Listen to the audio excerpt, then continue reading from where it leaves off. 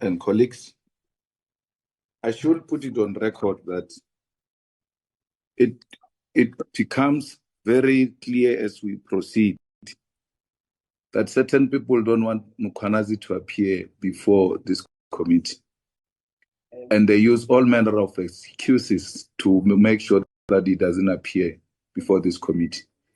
Others even sing the loudest in a pretentious way as if they are his number one defense force. But deep down, they don't want him to appear before this committee.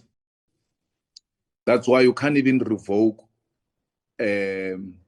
sanctioning him, because if it doesn't come, the better. Some of you forget how this committee came about, and many of you opposed the existence of such a committee. And now, because of whatever reason this committee is here, you start finding a way of juniorizing it. What does our committee have to do with the Commission of Inquiry, which is toothless? It's not binding. It can't bite. Why did we put those things in terms of in the terms of reference that we can subpoena a person? There was someone's wife who appeared before one of the committees here, and the husband is here. When she asked for postponement or for this or that, everything else was rejected because there was huge interest on her. And she was reminded that we can even proceed without you. But because you don't have interest, you pretend like you have interest, and you create an impression that Julius has got something to hide. How can I have something to hide when I say someone must come before the committee? You must decide what you want.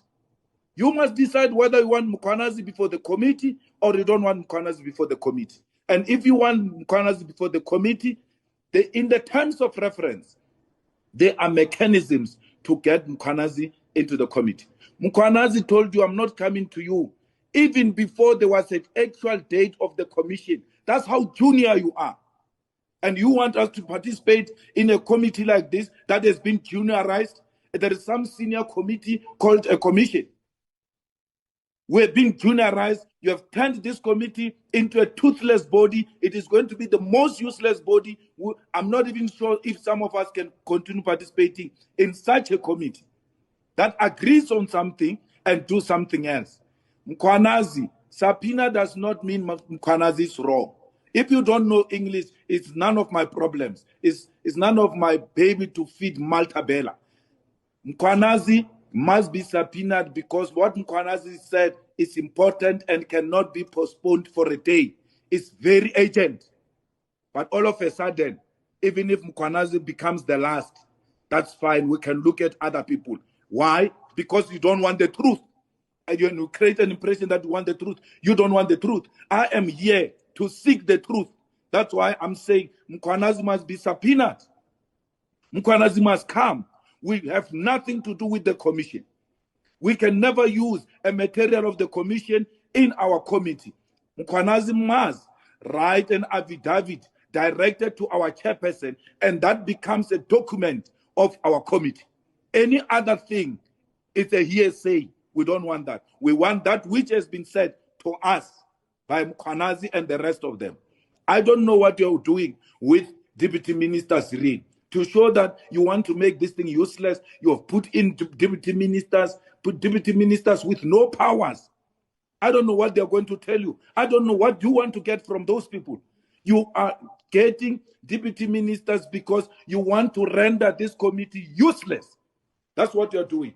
And we don't agree with any of the proposals. We don't change any terms of reference. We want Mkhwanazi as number one. If you can't get him through Lavi-Davi approach, subpoena him. We are not doing anything outside the terms of reference.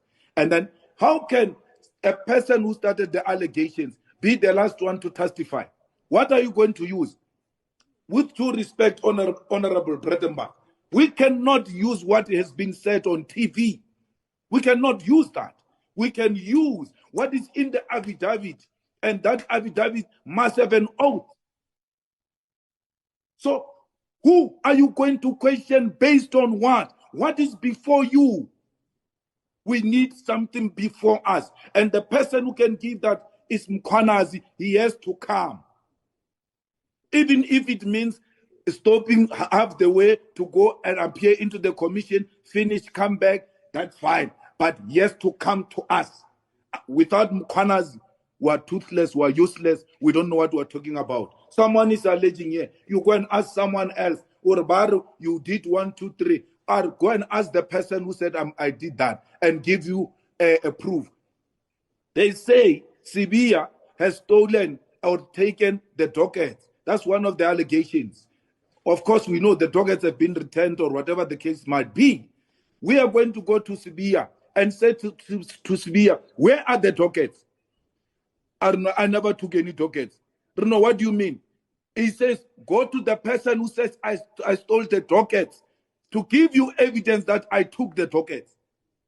It doesn't work like that.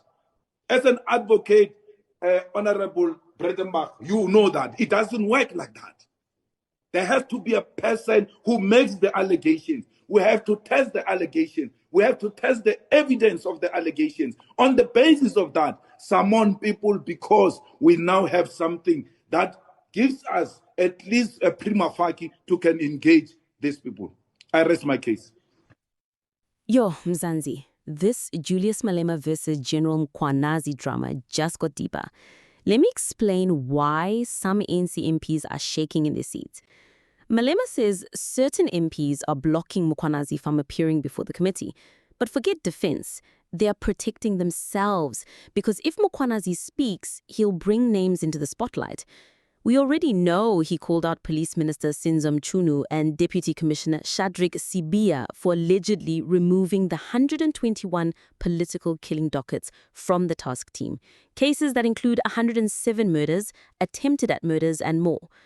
Many of those killings involve councillors killed over tenders and traditional leaders murdered over land and power. Hitmen were paid between 5,000 and 60,000 rand, so we're not talking small time. This is serious corruption and factional warfare. So when MJ says MPs are shielding Mkhwanazi, I believe him. They're not defending the man, they're protecting their own fronts. Because once the truth starts dropping names, that ANC network could unravel quickly. Throw in that cryptic line about someone's husband and a committee collab. Yes, that was Malema referring to Busim Kwebane and her husband, Skosana. Now it's adding up. Let me know, fam. Is Malema playing drama for clout, or is he shedding light on a serious conspiracy? Drop your thoughts in the comments.